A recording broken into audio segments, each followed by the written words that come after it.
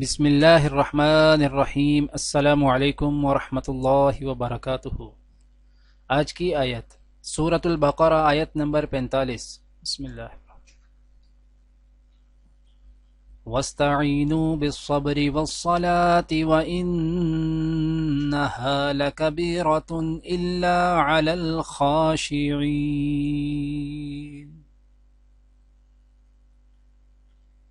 صبر اور نماز سے مدد لو، بے شک نماز ایک سخت مشکل کام ہے۔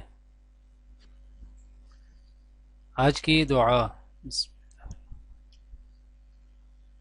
رب اجعلنی مقیم الصلاة ومن ذریتی ربنا وتقبل دعاء ربنا اغفر لي ولوالدي وللمؤمنين يوم يقوم الحساب۔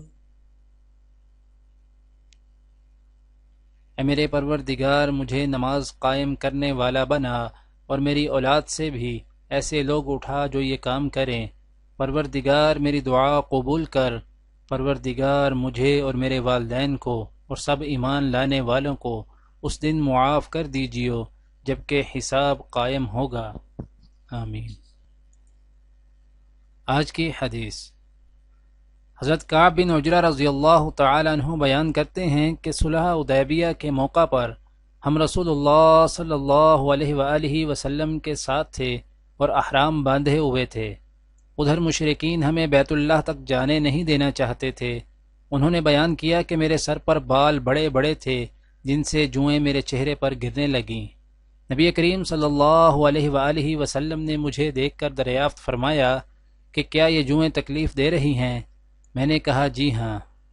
انہوں نے بیان کیا کہ پھر یہ آیت نازل ہوئی، فَمَن كَانَ مِنكُم مَّرِيضًا أَوْ بِهِ أَذًى مِّن رَّأْسِهِ فَفِدْيَةٌ مِّن صِيَامٍ أَوْ صَدَقَةٍ أَوْ نُسُكٍ۔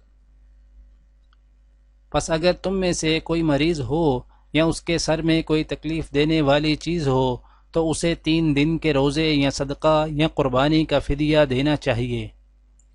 دعا ہے کہ اللہ تعالی دنیا اور آخرت کی تمام بھلائیاں عطا کرے، عمل کی توفیق دے۔